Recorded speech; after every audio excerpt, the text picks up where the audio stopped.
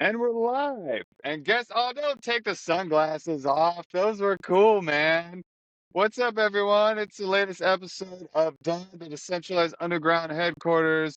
Yours truly, Drew in the house. Johnny Ringo here. Johnny, what's poppin', baby? Another day of building on the perma web with infinite compute. And this guy over here likes to use that infinite compute to keep chats really interesting. Yes, he does. Steve Bob, what's poppin', man? Absolutely nothing. How are you? Yeah, same. That's Another a day, lie. another 50 cents. That's how it goes. And sorry for everyone. Jaja is under the weather. So it's us three for today. If you haven't been paying attention to what Steve Bob's been cooking up, it's pretty cool. I sure as hell hope Siegfried is watching this because Siegfried alone was badgering and hammering us for a tax solution. But before we get into all of that, Steve, I'd love to chit chat about yourself personally. I feel like a great warm-up question would be like, how did you come to discover Arweave AO in the permaweb? Like, what were you doing in your personal life? What were you doing in your professional life that kind of led you to even finding us in the first place? So I was working for my county government in the social services department. I decided on a whim to teach myself to code because I wanted a product to exist in the NFT space that didn't, and I couldn't get anyone to build it for me. So I taught myself to code. Uh, I built I built the thing. Nobody else was interested in it, so it died off. But I got to work with Stone Toss, which was pretty cool. Um, and then I made some That's pretty cool. friends. Um, you may or may not be familiar with Atticus or Archdruid. Um, he uh, he got a job in the Arweave space for uh, because he worked on some hackathon projects, and he got noticed that way. And so when PDS needed someone to come in and help with their documentation, he recommended me, and I came in that way. Very cool, dude. Wait, so I thought you were like a lifelong coder. At what age did you teach yourself how to code? Um, 29 or 30. That's freaking impressive, man. And he's currently 26. Well, like what? I'm actually kind of curious. So it's safe to say this was before the age of vibe coding, before the AI stuff. Like you Yes. just like. So I'm actually kind of curious. How did you do it? Like, did you take a course? Did you get a book and just read it? Like what? How did Um, you do that? a, a lot of it was freecodecamp.org. They have a really nice flow. Start with HTML, go into JavaScript, CSS, all of that, and then from there into React. And then once I felt that I had a handle on it, I just started building my project, and I learned from doing. Wow. Okay. Shout out to you. How long did that take you? Like, how long till you felt that you were comfortable knowing the lay of the land? Obviously, there's always stuff to Mm, learn, but like, were we talking like a year, less than that, more than It that? was it was probably around a year from when I first decided I'm going to do this to when I had a semi-viable product. Yeah. Okay. Well, super cool. So, what, what, what, um, what was the moment when you went from, oh, Arweave, this is kind of intriguing to like, yo, I think I'm actually going to build something here. So I started off as a contractor helping with the documentation portal for Permanent Data Solutions. They do REO and Rdrive. And in order to write their documentation, I had to become very intimately familiar with their Mm. code base. And the more I learned about it, the more I thought it was interesting and useful.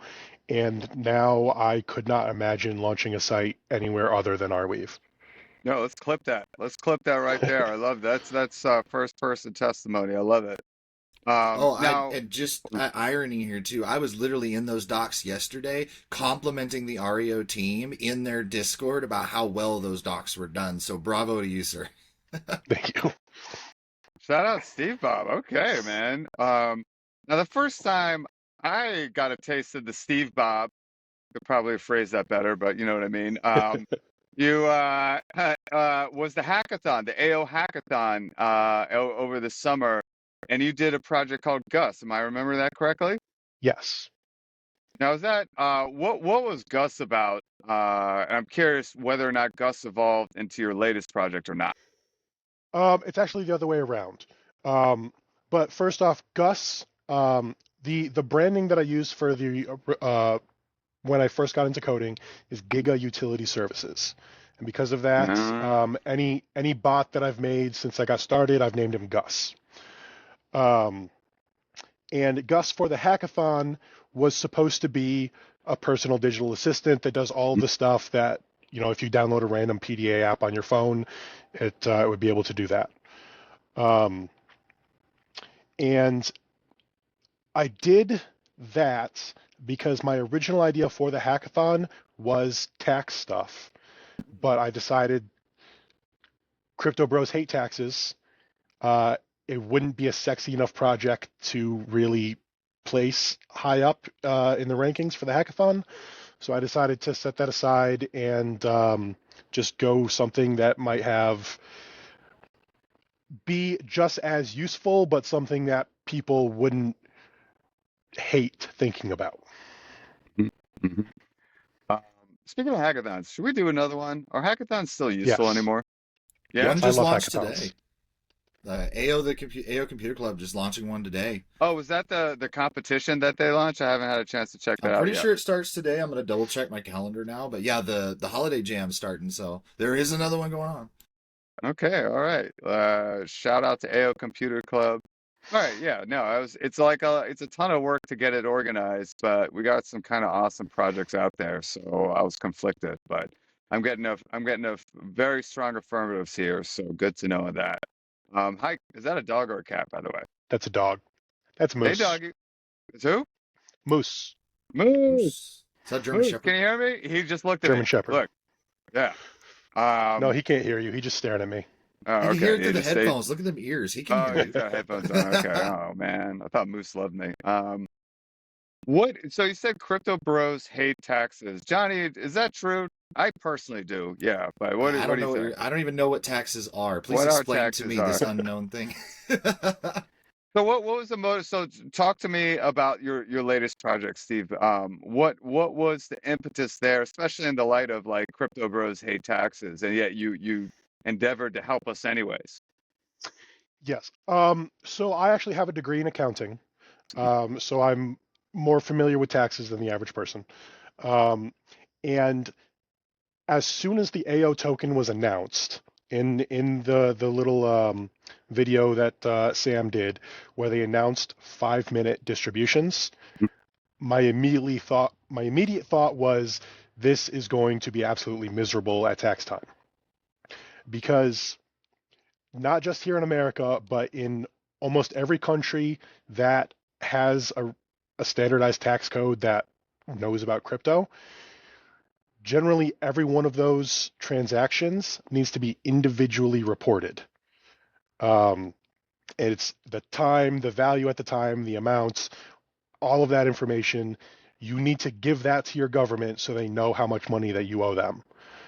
Um, and every 5 minutes, there's there's there's no way that you could accurately track that without some kind of automation tool. Um, and it's coming up on tax time since AO has been tradable, so it has a value, and nothing has come out to help with that yet. So I thought I could do it. So this is basically a problem, an issue unique to AO Arweave, which is that for others, you just buy the token, so you have like one event. But because you're getting distributions from the fair launch system, even though, hey, yay, like you're getting tokens just by staking, it does have tax implications. Yes. Generally in the crypto world, in order to earn a yield on your tokens, you need to stake your tokens.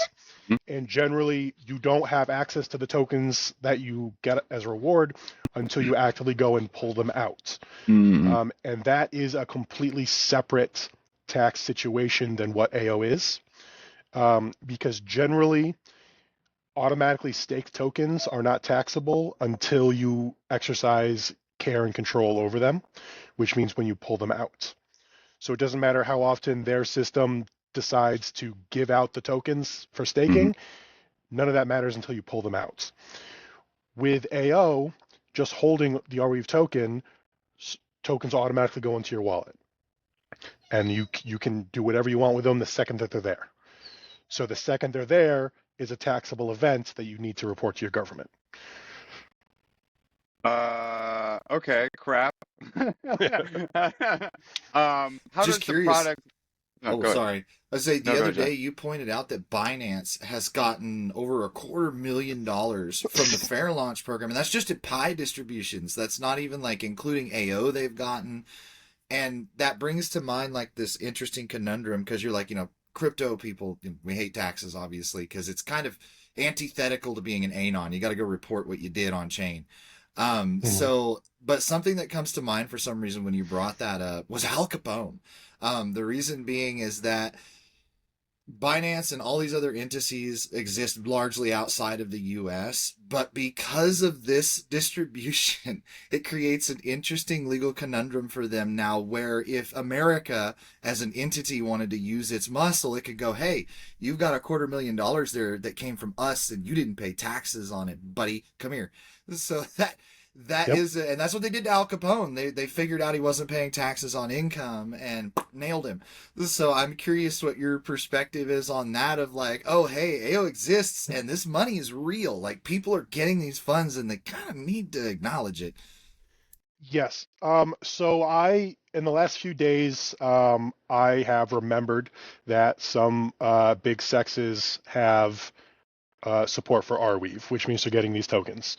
I have very lazily tried reaching out to them because this is a tax liability for them, not only in the country that they are primarily based, but as you said, the money is coming from an American company, so they owe something to America. Um, and they probably don't even know it. I doubt most of these companies even know that the Pi token exists, or even the AO layer. Um, so it'll be fun trying to reach out to them and offering my services. I doubt I'll get any traction, but if our government decides that they are going to take an interest in crypto, which is likely, it's very possible that our government will reach out to them and they will have to pay a significant amount of fines and penalties for something they didn't know existed. You hear that? Finance et al. Give Steve Bob a shout. How does it work? And like, so what do? I connect my wallet to sorry, remind me the name of the tax project again. Tax prep. Tax Prep. I connect my wallet to Tax Prep, and it will just automatically log all that, and then I get something. Yes. I have a Web2 server running in the background that the front end connects to. Mm-hmm. It is a paid service. So right now I support WUSDC or USDA. So if you're not subscribed, you'll be able to do that from the front end. It is $50 in either of the stable coins for phase one, and you will be able to request from the backend server either a PDF or a CSV file that has all of these transactions, the time of the time and date of the transaction, the amount of the token that you received, the value of the token on that day, and then the USD value of your token for that distribution. How do you get the pricing for that? You got to use like an Oracle or something like that, or what do you do there? I am locally indexing on my server from several different sources. And that's another thing that I discovered while building this is there is no good source for historical price data for any of the AO tokens. We got lucky with Arweave because CoinGecko and those track it. And a couple of the major tokens like RAO and AO, because they're on sexes, there is a source for pricing data.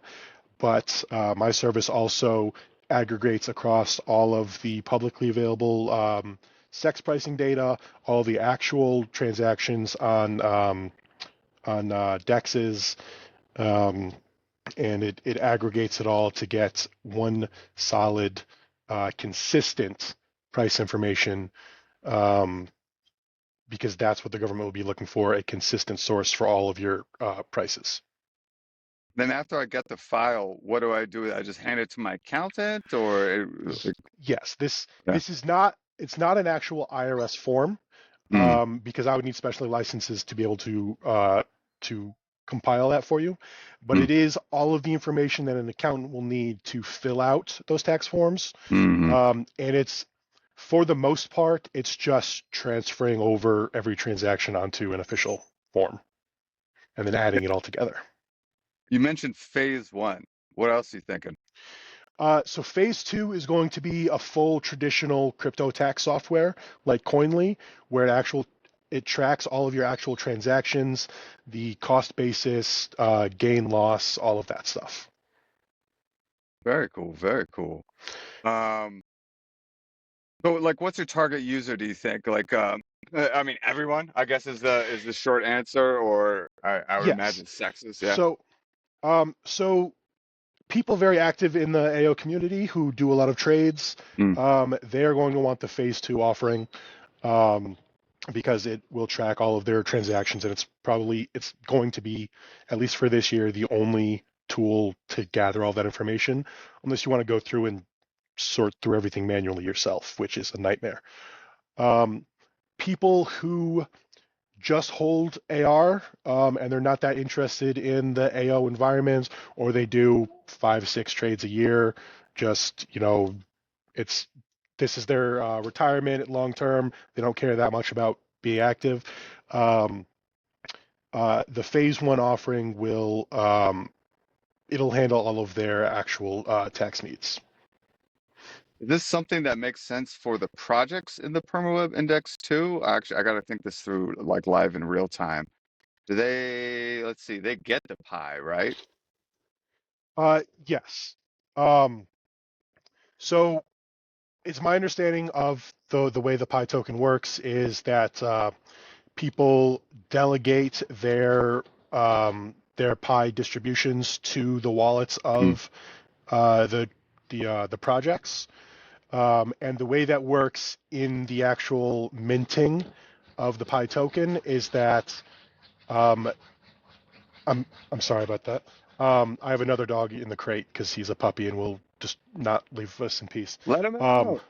Free my boy. he, um, so as far as the Pi contract is concerned, all of those delegated tokens go straight to the project. They never see the delegator, which means that the delegator never has full care and control of those tokens, so it's not a taxable event for them. Oh, wow. Okay. Very interesting. Um, and like, what? I'm going to say a really dumb question. What happens if you don't pay your taxes? Speaking Um, hypothetically, not for me personally, IRS, if you're watching. Statistically, probably nothing. But if anyone with power notices uh, fines, fees, late fees, non-filing fees, um, and if the government thinks that you did it on purpose or even negligently, then not reporting these distributions can be felony tax evasion. Okay, so there's a little bit of a Russian roulette situation here. Yes. Okay. All right. Good to know. Again, hypothetically, not for me personally. Gotcha. Um, what's your like uh, grand plan? Like, first of all, how's reception been? Like, I can think of one guy, Siegfried. I hope you're watching this. But like, how's it been? Because you're right, crypto bros are like taxes. I'll take my chances with that. Yeah. So there has been a lot of excitement about my announcements, um, but there has not been a lot of actual use yet, Mm, which is it's understandable. It's still December. The year's not over. It's not officially tax season yet, mm, um, but it seems like the kind of thing it might turn out to be. Um, a lot of the big front-facing names say, "Oh, that's so exciting! We're definitely going to use this," and then everyone rolls the dice anyway. Mm-hmm. Mm-hmm. I saw you talking about a Dex and like a Discord or maybe it was on X. Is that something where like are you inclined to expand this offering in ways beyond taxes, or is this sort of like an experiment just to see what things are going? Yes. Well, there are not that many dexes available in the Arweave space right Mm, now, yeah. and Dex Autonomous Finance just announced that Dexy and Bottega have been split up and given to Forward and Community Labs. So I don't know what the future holds for them. But if gig utility tax services takes off, and I am able to use that to have some time to build stuff, I don't see why I wouldn't, create my own decks to serve the needs of the community. Yeah, and having a Dex with a built-in tax functionality would be definitely a Yeah, differentiator. I feel like if you could like snowball that into one service, if I had to choose between swap options and one gave me like that added functionality and the others didn't, I'd be like, all right, screw it. Like I'm definitely using that one. of course. Um, you're very invested in this space. You've got a lot of experience. What's your honest take on the state of AO right now? I'm gonna regret asking you this question in about 15 Um, seconds, but go ahead, give us the good, the bad, mostly so, good, but the bad and the ugly. um, AO is very promising. It allows for a lot of things that generally are not possible in crypto, but Forward does ship a lot of things before they're ready. And that's, I think, evidenced greatly in my hackathon project, Gus. Most of the time for the hackathon, I was building out infrastructure that Hyperbeam was supposed to already take care of, but it just didn't work at the time. Hmm. So I built everything to add that functionality into a legacy process, because they're much easier to work with at the time. Um, and things like the relay access to the outside internet, um, a better cron job, um, hidden secrets for like API keys. I built out my own private infrastructure so I could add those features into my project, even though they weren't working on Hyperbeam at the time. Um, and I don't know if it's true or not, but I get the vague feeling that if I had just done everything on Hyperbeam, the project might have come closer to winning that hackathon. Um, not anything on you, Johnny, but it's a hackathon put out by Forward. They want people using their new stuff, and it's understandable. Um, but it's things like that. Forward wants people using projects that just aren't ready to use yet, and that's the biggest problem in the space right now. But like I said, everything is extremely promising. It wasn't that difficult for me to build my own adaptations for the features that I wanted. So you right now can do almost anything in AO if you're willing to build your own solutions for things that aren't ready quite yet. Yeah, I don't dispute a single word he said. Also, Johnny was the judge. I wasn't the judge, so Yeah, I know, I know. I'm not. I, I- I, I, it's I, that asshole, I not have full not this confidence in the asshole. integrity of Johnny. And what do you think about crypto in general right now? Like, we get the like how do you dabble? Do you flirt with other ecosystems? Like, do you hold Solana, or ETH, or anything like that, or are you primarily focused on AOR? I mean, I've got a little bit of all the major ones. Solana, ETH. I've got some Bitcoin Dust. But I don't. Since coming to the Arweave space, I don't really build in those ecosystems at all because I just think that Arweave is better. Yeah. Well, no, we're agreed on that point. Do you think like I feel like one thing that vexes people is that they got no idea what's been going on for like the last 9 months. I'm not talking about AO Arweave in general. I'm talking about just in general with the Mhm. ecosystem. Like, you know, I remember when Trump got elected and whatever you think about everything else besides crypto he does, like with regard to crypto, everyone's like, "Oh my God, we're golden. Like we're you know, we're through the roof." And just and like with regard to crypto, everything's been pretty positive, and people have been just like, "All right, next month's the bull, and next month's the bull." I'd be curious, like, if you like, do you have any thoughts on like, what what's the vibe like? What's the deal with this market? It's very confusing right now. Um, yes, and I think it's that way because no one has any idea what's going on. Yeah, Um, I I have always been of the mind that in order for crypto to flourish, the government needs to stay completely out of it in every aspect. A lot of people think that regulations like the stock market will push adoption. I think that regulations will take away what makes crypto useful. Um, so there's I don't really play into the government being pro crypto. I don't see that as, this is what's gonna uh, get our bags. Um, but it's the reality. It is the government is going to be involved, hence the tax software. Um, but there's so many people in the space with wildly differing views on the subject that everything is being pulled in every different direction no matter what happens. Um, so buy your stocks and roll the dice. yeah. Everything, everywhere, all at once is basically the vibe these days. What would your advice be to someone new to AO Arweave and maybe even just coding in general? Like what resources have been helpful for you? What sort of like broad like pain points would you like have you fixed that you would recommend other people solve?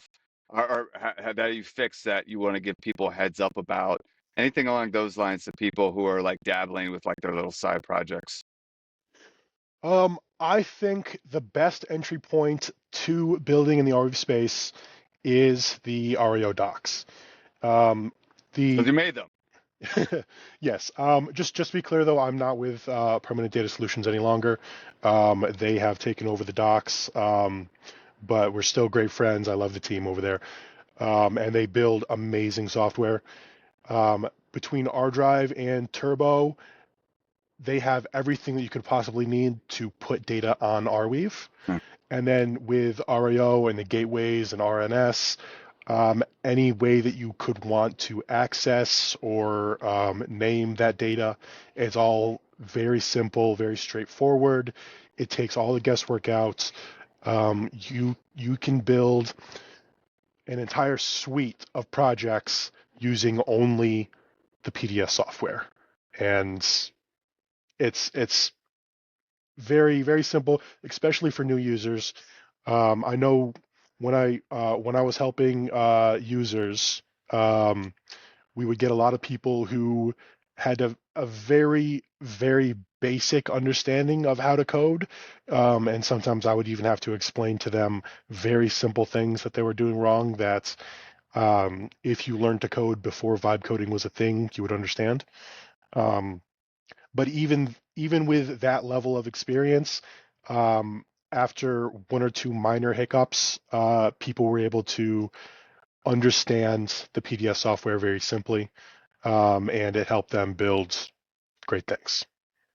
Yeah, no, our drive is slick as hell. It's Mhm. really just Google Drive for the perm web. I'm very, Yeah. very happy. Like, it's the bomb. What do you think about the vibe coding situation? We're gonna get into a situation where people are losing the recipes, so to speak, where like is there going to be a point where any sort of fundamental knowledge is no longer needed, where it just does everything for you soup to nuts, or are we never going to get to that point where you're going to need to have some coding chops, irregardless of how good the LLMs get? Um, I think it is inevitable that we will reach Jarvis level, do this, and it's done. Um, I don't think it is nearly as close as a lot of other people think. Mm-hmm. I think that right now, vibe coding is great if you understand the basics and know how to guide what is being built. But if you just jump in and say, hey, Claude, make me this, okay, I'm getting this error, fix it, I'm getting this error, fix it, I'm getting this error, fix it, then that is not ever going to be a viable product. And I've had to try and debug several of those, so I know that firsthand. But if you understand what you're doing and what you want to build and a general idea of how the code should be to do that, then you can guide the AI to help you, and you can get 40 times productivity easily. Um, and it maybe in 15, 20 years, that requirement will be gone. But I don't think it's nearly as close as the 6 months, 2 years people are saying now. Mm-hmm. I Mm-hmm. think that requirement's going to mutate. I think it's going to be the Iron Man situation where, yes, Iron Man had Jarvis and Jarvis did the work, but Tony Stark was still a genius and everybody recognized that. And Jarvis would have only been as good as he was with Tony Stark's genius accompanying it. So I think that Right. that's going to end up being the relationship between coders and vibe coding, is that right now it's this weird onboarding period of like people like me who just fresh out of a JavaScript course can go wire up things we barely understand because we have this huge what do you call it? It's a multiplier of our ability now. Like my 1x has turned into 40x because I have Claude Code and GitHub Copilot and all these things.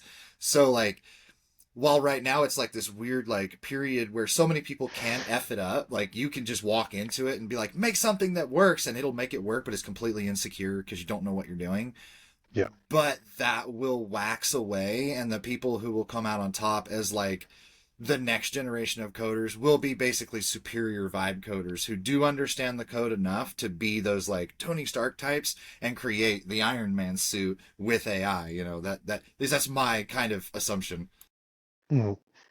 Yeah, no, I agree with that. Yeah, like it's impossible to prevent it from going down rabbit holes right now if you don't know any coding, where yeah, it's doing some really cool shit that has nothing to do with your project whatsoever, and you don't find that out until like 2 months later, where you're like, you were extremely productive doing something wildly unuseful, but you did make this like random appendage to this project that has no use. And where can people go to find, back to the tax subject, where can people go to find more information about tax prep? So we have some information on the site. It's the RNS name Tax Prep or taxprep.ar.io or any of the other gateways. There's over 600 in the network. Um, you can reach out to me directly on X or in the Discord. I'm Steve Bob. Um, I am more than willing to answer any questions people have. If you have any general tax questions, I want to recommend my tax guy for crypto. Um, his @ on X is Crypto Tax Cat, and his display name on X is Lambdo McGee. Okay, I didn't even know there was a crypto tax guy. I got to check this guy out. Yep, I used him last year. He's great. I was friends with him when I first started coding. He's a great guy, great on taxes, and he is deep in the crypto space himself, so he understands what crypto is, the tax implications, and how to properly report everything. I got one last question, but Johnny, just making sure we haven't covered anything you want to cover. Is Steve Bob your real name? My name is Steven. Okay, okay, okay. Just checking. I only know his real name because of ETH Denver. So Fair, fair. All right. Well, check out Tax Prep if you're watching this and you don't want to play Russian roulette and be that 1 in 10 who gets the felony charges slapped at you. And a very illuminating conversation. I'm not going to lie, is even though I work here, it did not dawn on me until talking to you. To the degree to which that the AO fair lunch process, really cool, a lot of benefits. When it comes to the tax implications, yeah, that's a can of worms Yeah, that you want to I get ahead was of. so happy when you guys went from 5 minutes to daily Here's a transactions. question. Here's a question. I think there's, and Johnny, correct me if I'm wrong if you've heard otherwise. I think there's discussions about it almost being emitted continuously, the Yes. distributions. Yes, they are they're working through the kinks on making it streaming, so that it is just continuous. How's that going to work for taxes since it's not a at receipt and See Bob's continuous face. streaming is like every second? So how's that going to work? So the government would break that down into individual events, even if they were every second. And you would need to report every single individual event on your taxes. So, but net, it's the same deal. Like you still gotta. It just makes the case for automation even stronger. It's the Yes, same concept. Just if it was basically impossible before, now it is really, truly, incredibly impossible to do it yes, manually. yes. All right. And maybe people got a little bit of alpha. I don't know to what to. I feel like it's been like quietly mentioned. Like I think Sam mentioned it quickly in like one of the recent videos, maybe. But that might be a little bit of alpha for people that we're mulling switching that direction. So yeah, if you haven't checked out Tax Prep, probably should do it sooner rather than later. Steve Bob, dude, it's been a pleasure having you. Everyone watching this, go check out Tax Prep.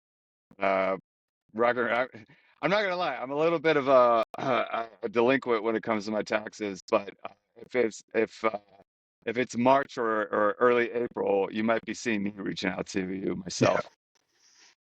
sounds great. All right. All right. Thanks, guys. Take care. Thanks, everyone, for watching. GM, Toodles. everyone.